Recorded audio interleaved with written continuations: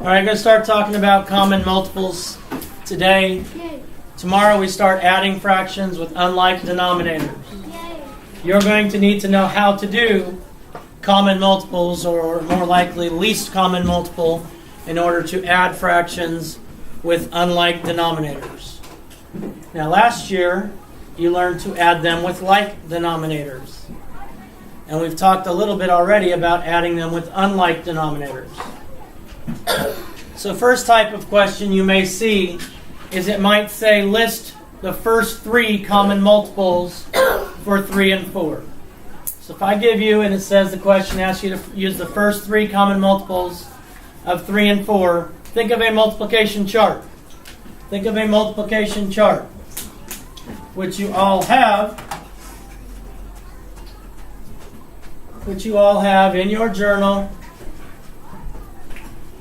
So if you had a problem that looked like this, it would be very easy just by using your multiplication chart. So I'm going to go through and I'm going to do some of my threes. Basically, you're just counting by threes or listing your multiples of 3. Yes, you need to know your multiples of 3. Addison, tell me my multiples of 3. 3, 6, 9, 12, 15, 18, 21, 24, and 27. Okay? Let's see. Hunter, tell me the multiples of 4. 4, 8, 12, 16, 20, 24, 28, 32, 36. Okay, do we have any in common yet? Yes. Jocelyn? No. Yes. Nevaeh? 24. Okay, they both have 24 in common. Oh. Anything else? Ryan? 12. 12 in common. Lainey?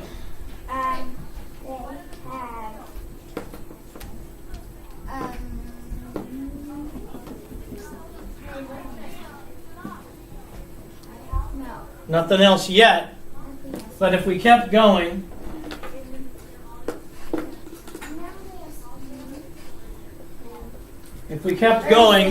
they are going to have 36 in common.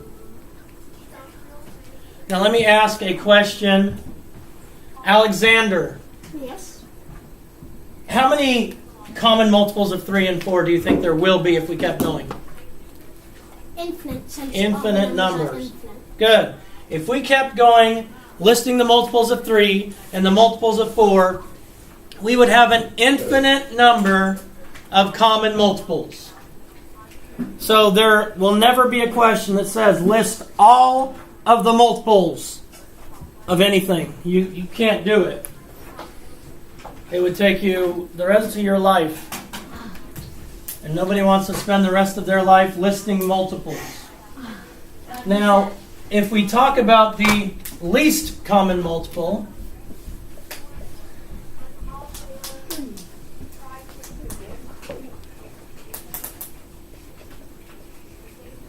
what do you think least common multiple might mean? Olivia? Like the smallest multiple. Good. The smallest multiple they had in common. The smallest multiple they have in common. So let me work one of these. Maybe 2. Let's go with 6 and 10. So this problem asks us to find the least common multiple of 6 and 10. Think about it for a second. Think about it for a second before we go through this.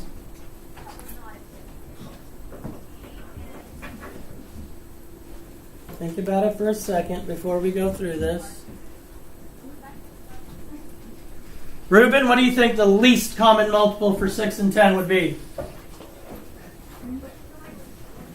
60. 60. Anybody have a different answer? Fred? 30. 30? Anybody have a different answer? All right, well, let's look. If you have a different one, Nevaeh? For 10 and that one, I would think like 20. You would think 20? Okay, so let's list our first few multiples of 6. Then we'll do our first two multiples of 10. Okay, so if I list my multiples of 6, what's 6 times 2? Class? 12. 6 times 3? 18. 6 times 4? 6 times 5? 30. All right, I'm going to stop right there. Because I know if it's going to be a multiple of 10, it's going to have a 0 at the end. In the ones place, it's going to have a 0. So once I found a multiple of 6 with a 0 at the end, then I know that that's going to be my least common multiple. So to answer this, you'd say your least common multiple is 30. So that's the divisibility rules coming into play there. The knowing how you learned in first grade how to count by 10, maybe before first grade, maybe when you were 2 days old. Okay, so that helps. Lainey, I have a question. I have an answer. Can you do the least common factor with the same multiple? You can't do least common factor. Factors and multiples are different. Least common multiple with the same multiple, like 5 and 5. Well, then 5 would be the least common multiple. Okay, let's look at another one. We want to find the least common multiple for 7 and 14. The least common multiple for 7 and 14. So think about that for a minute. Kind of stinks because I don't know my 14 multiplication tables. I do. Man. The least common multiple for 7 and 14. Bethany, what do you think it is?